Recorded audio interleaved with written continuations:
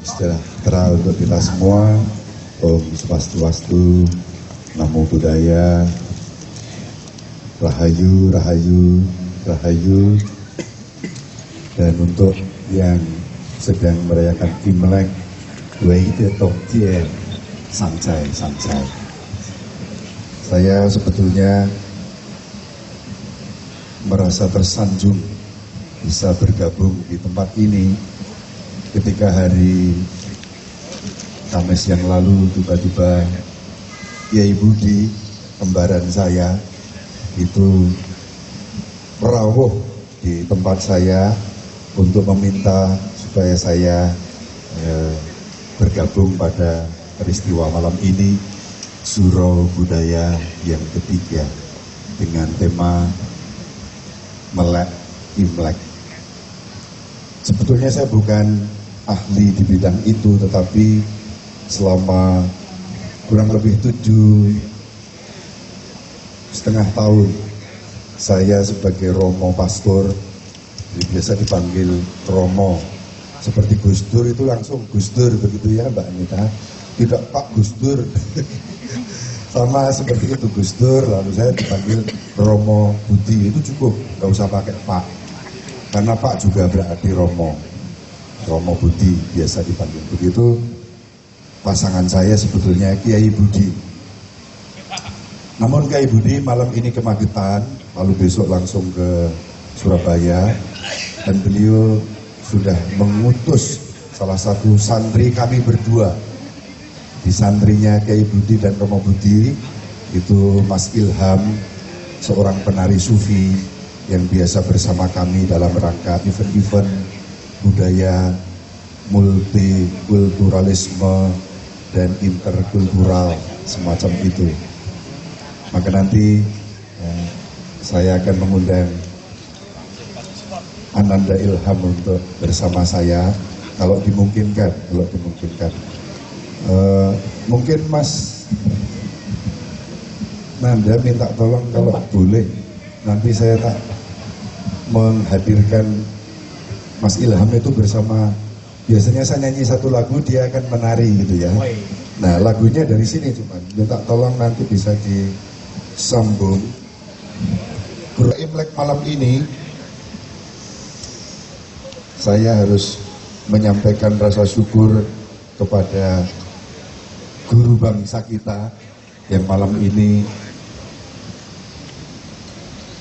kali ini nyambung. Biasanya saya dengan Mbak Lisa dan Mbak Inaya itu sudah biasa dalam event-event budaya dan dialog interreligius kami bersama-sama. Malam ini saya diberkati berjumpa lagi dengan salah satu putri mendiang Gus Dur. Meskipun waktu saya sowan ke Ciganjur waktu tahun kelima juga nggak sempat ngobrol karena saya lebih intens dengan Mbak Ina. Waktu itu saya ditimbali ke Ciganjur untuk menyemarakkan dan bersama-sama berdoa. Meskipun sebenarnya Gus Dur sudah nggak butuh doa kita, karena beliau sudah di surga. Dan kita bersyukur mendapat warisan peristiwa budaya, peristiwa religius yang sekian lama terbelenggu pada era Orde Baru oleh Gus Dur dibuka. Dan sejak itulah lalu kita bisa menikmati nuansa budaya Imlek. Tadi saya matur bahwa saya 7,5 tahun intensif dengan itu, karena 7,5 tahun sebagai Romo, saya itu melayani umat Katolik yang beretnis Tionghoa di Semarang ini. 5 tahun di Tanah Mas, dari 3.400 jemaat saya, itu 90% etnis Tionghoa yang beragama Katolik. Lalu sekarang ini lebih intens lagi, saya ditempatkan di Kompleks Pecinan Semarang. Membuat makin hari, maaf, mata saya makin sipit. Sehingga setiap kali umat itu tanya pada saya, Romo itu jane Cina apa Jawa toh? Sering saya ditanya begitu. Lalu saya jawab saja, loh kalau yang tidak ngerti pasti saya dikira orang Jawa. Padahal aslinya saya itu Romo. Gak nyambung jawabannya. Dikira orang Jawa, aslinya Romo. Lah kok matanya sipit? Tanya umat saya, lu kok malah mata-mata kayak aku. Tapi begitulah keterbukaan itu dimulai. Dan kami bersama-sama menikmati, menghayati buah dari berkah perjuangan mendiang Gus Dur. Maka kalau kita mau melek Imlek, tidak pernah bisa di negeri ini itu dicerabut dari akar spiritual, sosial, politik berkat Gus Dur. Maka Imlek itu bisa dirayakan secara terbuka. Sebelumnya sebetulnya memang dalam tanda kutip dibelenggu, tetapi secara diam-diam masih boleh merayakan. Itu saya alami pada tahun 96, kita semua tahu tahun 96 itu masih dalam konteks era Orde Baru. Tapi umat Katolik yang beretnis Tionghoa atau umat Tionghoa yang beragama Katolik itu sudah merayakan yang disebut menyambut tahun baru Imlek dengan perayaan tertentu. Nah, salah satu aspek ritual dari orang Katolik, dari umat Katolik, kita mengenal yang namanya misa, perayaan Ekaristi. Maka lalu akulturasi dan inkulturasi budaya itu diberi judul menyambut tahun baru Imlek dengan perayaan syukur misa Imlek, namanya begitu. Itu sejak sebelum Imlek boleh dirayakan terbuka ketika Gus Dur menjadi presiden kita. Diam-diam secara ritual di dalam gereja kami merayakan itu. Sampai pada suatu tahapan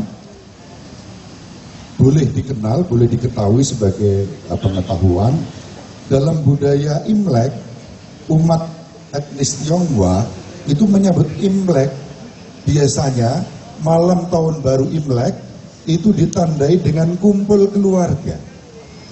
Nah, pada saat itulah kesempatan untuk makan bersama, berpesta menyambut tahun baru Imlek. Baru kemudian pagi harinya diadakan pai-pai, silaturahmi, sungkeman, yang muda pada yang tua, yang muda menyampaikan salam hormat, yang tua memberikan angpo.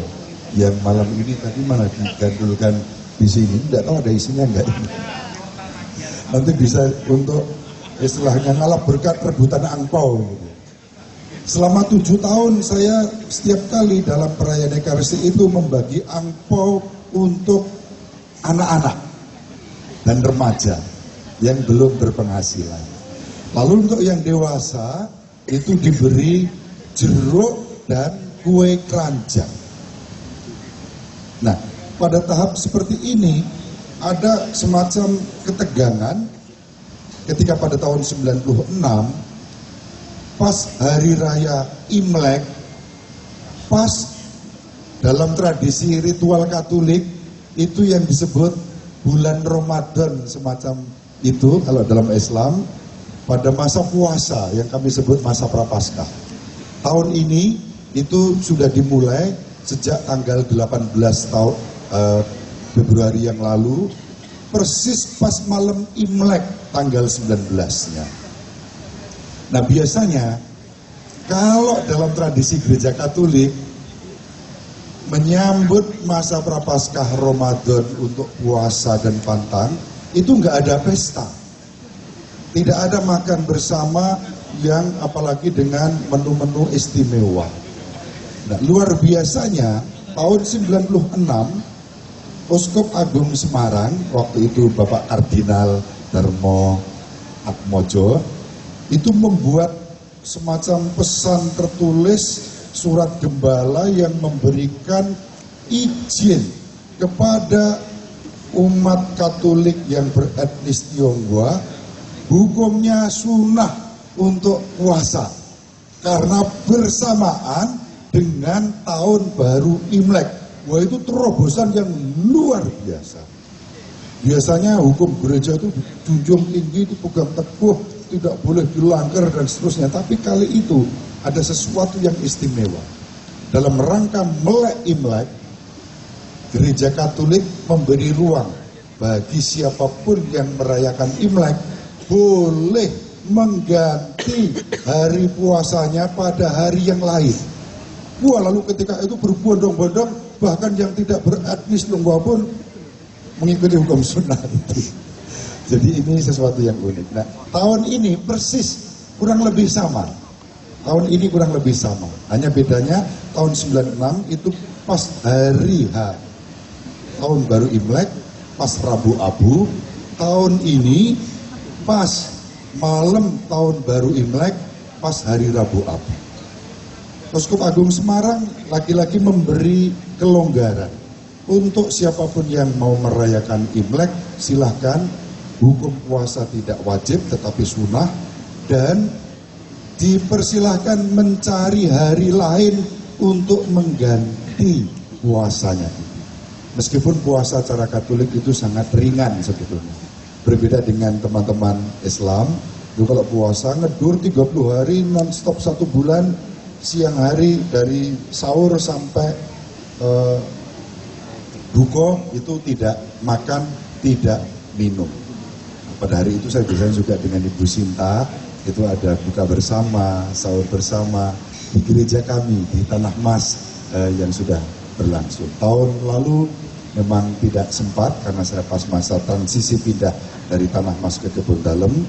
Lalu waktu kita peletakan Sinci Gus Dur di Rasa Dharma, di altar utama di depan gereja kami di Gang Pinggir, ibu itu ndamu saya, "Lho Romo, ini kok Ramadan ora buka bareng kaya biasane, pas sahur bareng."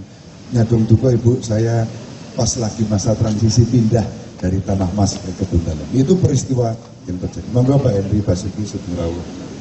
Nuwun sewu kula nembe matur bab melek Imlek dalam perspektif Romo Katolik.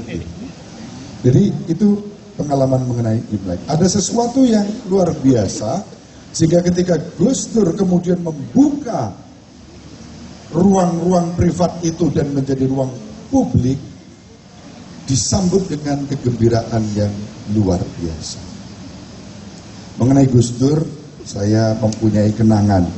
Maka sebelum saya melanjutkan, saya nggak tahu ini saya diberi waktu berapa lama ya, sampai besok pagi. Saya ingat akan sebuah puisi yang saya tulis dari 100 puisi dalam kumpulan buku puisi saya. Itu saya bilang begini, malam-malam kangen Gus Dur. Gus, malam ini tiba-tiba saya kangen panjenengan.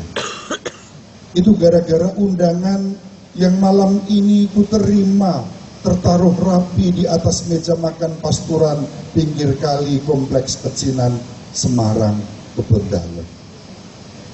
Ia tak sekadar kertas, melainkan berkas penuh berkah Gus, saat saya boleh mengenang kehadiran panjenengan dalam membela siapapun yang diperlakukan hina, nista, dan tidak adil oleh siapapun, yang bahkan kadang-kadang menyerukan pakai Allahu Akbar, namun panjenengan lawan dengan hakikat Islam sebagai rahmatan lil alamin. Undangan itu penuh kehormatan yang membuatku tersanjung, Gus. Undangan untuk sowan ke Ciganjur dalam melangitkan kenangan dan doa dalam rangka haul kelima panjenengan, Gus. Ya, panjenengan yang saat ini ngayomi tak hanya keluarga besar Ciganjur, melainkan anak-anak negeri ini dari surga. Tempat panjenengan menanti kami semua. Gus, tiba-tiba syair tanpa waton yang panjenengan tulis dan hayati mengalun lembut di hatiku, juga bersama malam yang meloncat menuju dini hari. Ku ingat perjuangan seumur hidup panjenengan agar negara ini dapat menjadi institusi yang mengayomi keberagaman seperti panjenengan sendiri menghayatinya. Dan di malam seperti ini, pastilah tak terlewatkan bagaimana panjenengan berzikir tengah malam berduaan dengan sang kekasih jiwa raga, diiringi musik tabla dalam hati yang suci, menggapai mahabbah, kecintaan dan ketakziman mendalam kepada Nabi Muhammad, dan sujud di hadirat Allah Gusti Pangeran yang membuat panjenengan tak hendak tidur hingga subuh bersama pagi yang luluh. Selamat malam menjelang pagi, Gus. Doakanlah bangsa ini agar kian menjadi penuh berkah sebagai bangsa bagi setiap warganya dan sejahtera seperti yang selalu panjenengan cita-citakan. Selalu tanpa kendor meski panjenengan diserang teror. Hanya ini yang bisa kubereskan di remang-remang kerinduan saat hatiku kangen panjenengan. Selamat malam, Gus, menuju pagi. Biarlah demokrasi berlandaskan hati turut merekah bersama fajar di esok hari, di seluruh waktu yang terus melaju. Girly Kebon Dalem, 18 Desember 2014, pukul 00.56 menit. Pada waktu itu saya pulang dari pelayanan. Di atas meja makan saya tergeletak undangan yang istimewa dari keluarga Ciganjur dalam rangka haul kelima Gus Dur. Begitu membaca dan melihat undangan itu, langsung saya terinspirasi menuliskan puisi ini. Gus Dur menjadi sosok pribadi yang membuat kita hari ini, malam ini, bisa nempelkan amplop-amplop merah ini di sini. Kita bisa dengan publik menyebut melek Imlek. Kita boleh menikmati tarian-tarian barongsai. Kita boleh menikmati musik-musik indah untuk menyambut tahun baru Imlek. Maka bagi saya Gus Dur itu sudah menghayati filosofi Imlek yang paling mendalam, yang selalu kami renungkan dalam perspektif iman Kristiani.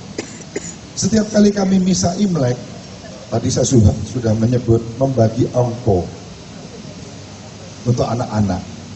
Lalu untuk yang dewasa, semua umat yang hadir itu diberi jeruk dan kue keranjang. Apa maknanya?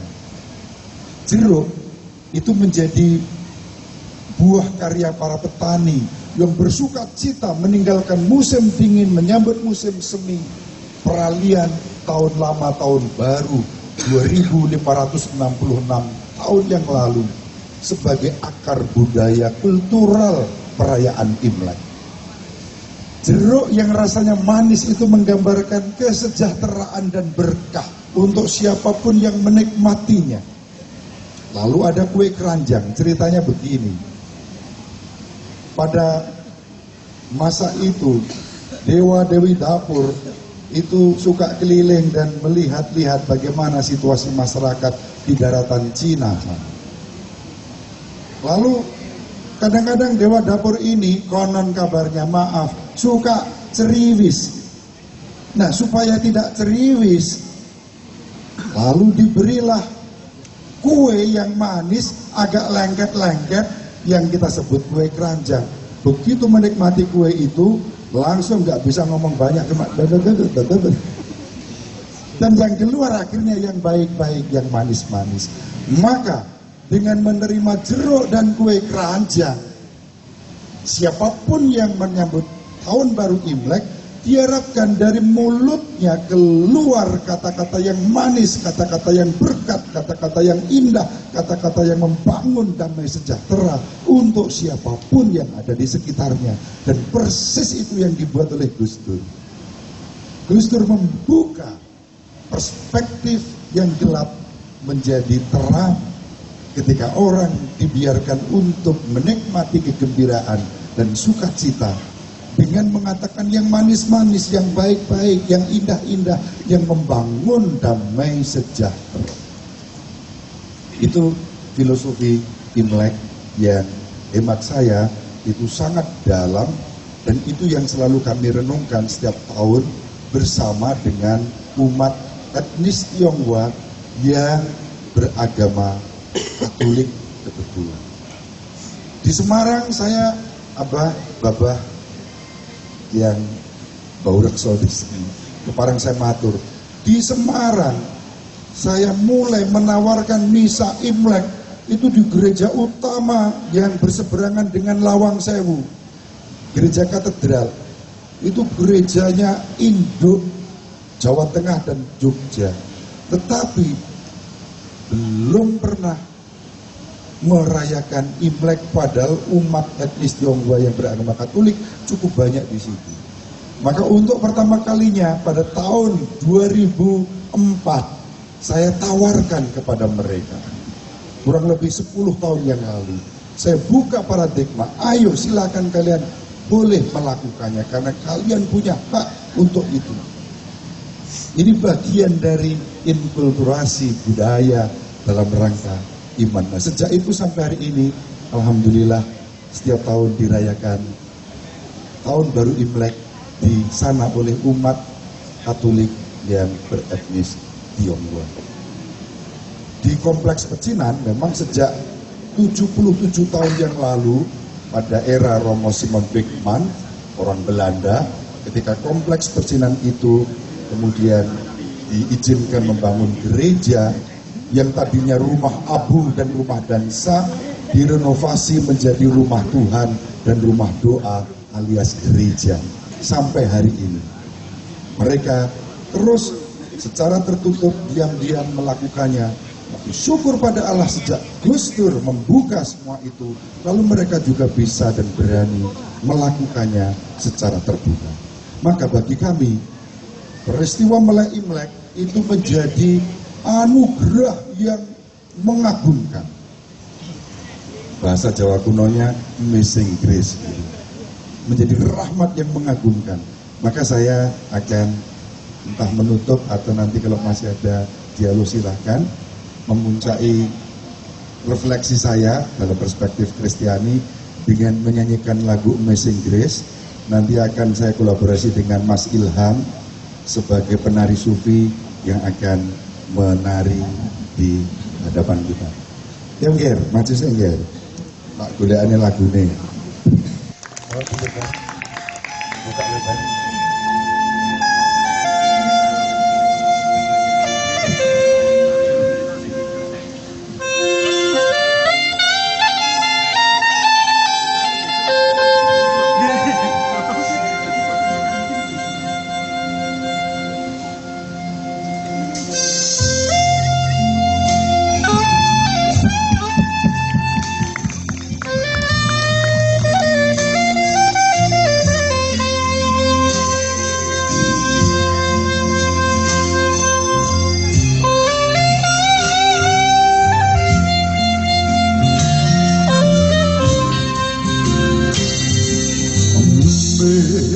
Amazing grace, how sweet the sound that saved a wretch like me.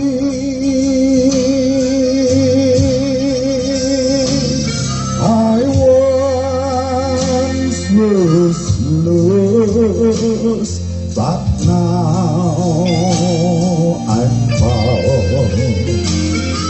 Was blind, but now I see.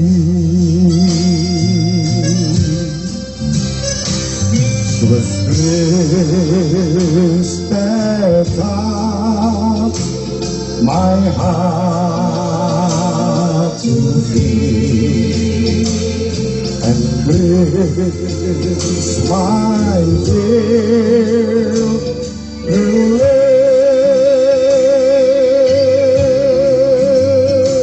How precious gift that grace appeared the hour I first believed.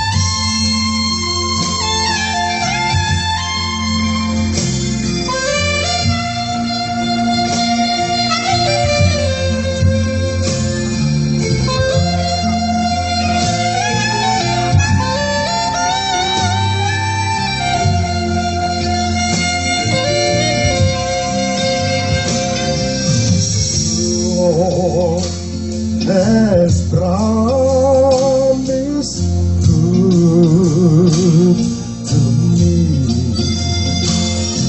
Is what my hope secure.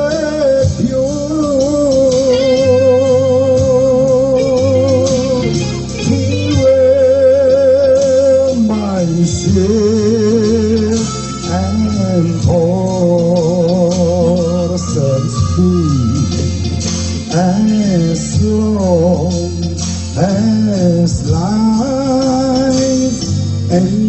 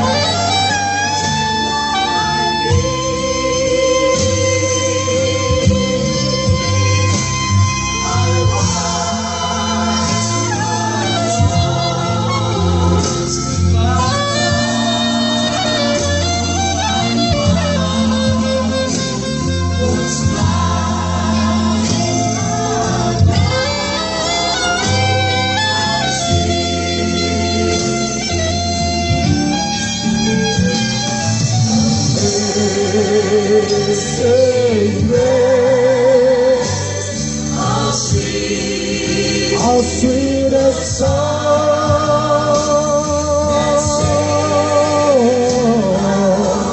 that savors like me.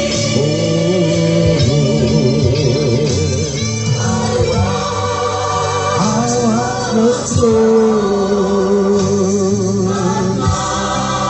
but now I'm found was blind, but now I see.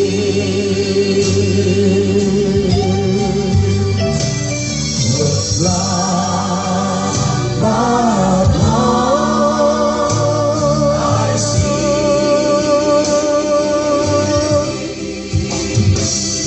I see.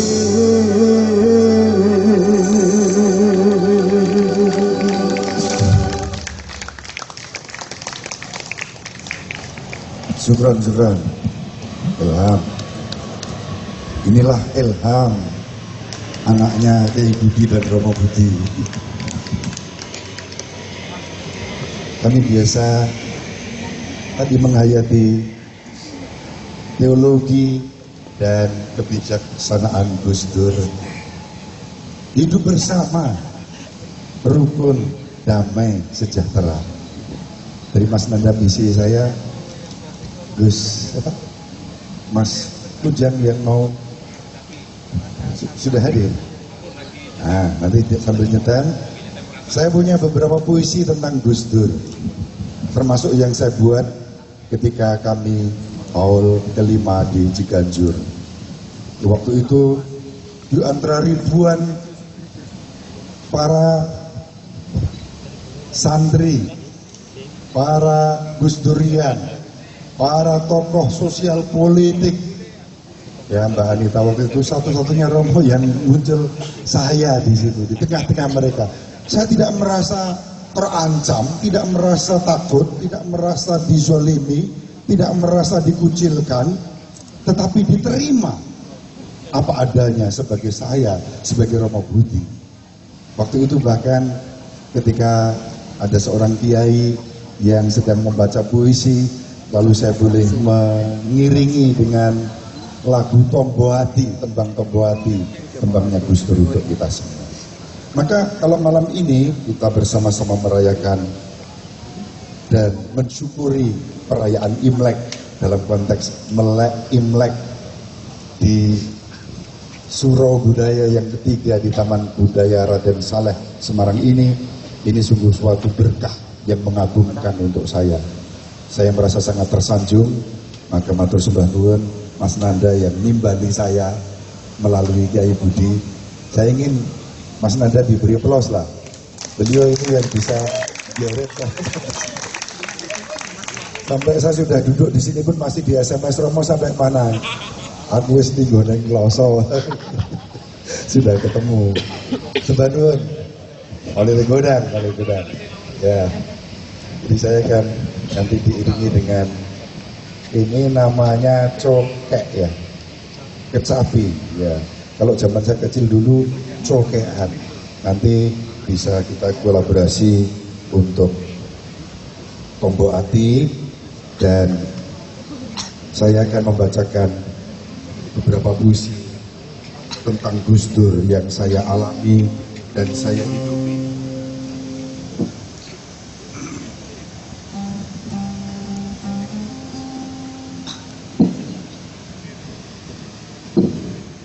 Ilham juga boleh menari sementara kami berkolaborasi.